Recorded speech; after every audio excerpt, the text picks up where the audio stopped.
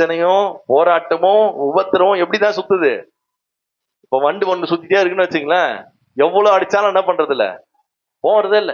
அதே மாதிரிதான் நம்ம பிரச்சனை என்ன பண்ணுது, தேனீக்களை போல சுற்றி கொண்டே இருக்கிறது. வளைந்து கொள்ளுகிறார்கள்.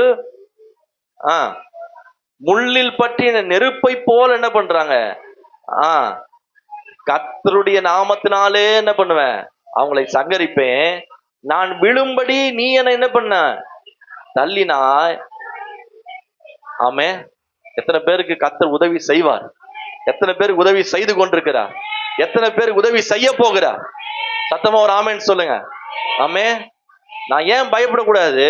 ரெண்டாவது காரியம், என்னை சுற்றிலும் எத்தனை பேர் இருந்தாலும், எவ்வளவு பேர் போராட்டங்கள் வந்தாலும், கர்த்தர் எனக்கு உதவி செய்யும்.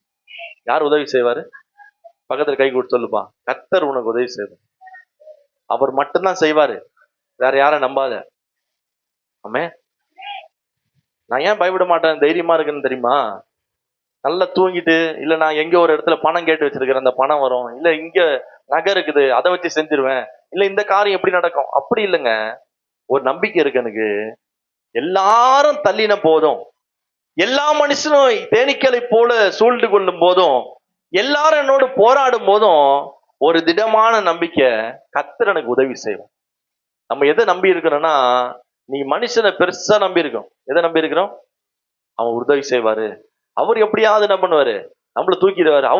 அவர்லாம் உன்னை தூக்க மாட்டாரு. அவரே கர்த்தர் நினைச்சா கீழே தள்ளிடுவார். கர்த்தர் உனக்கு உதவி செய்வார். நீங்க அடுத்த வசனத்தை வாசிங்க.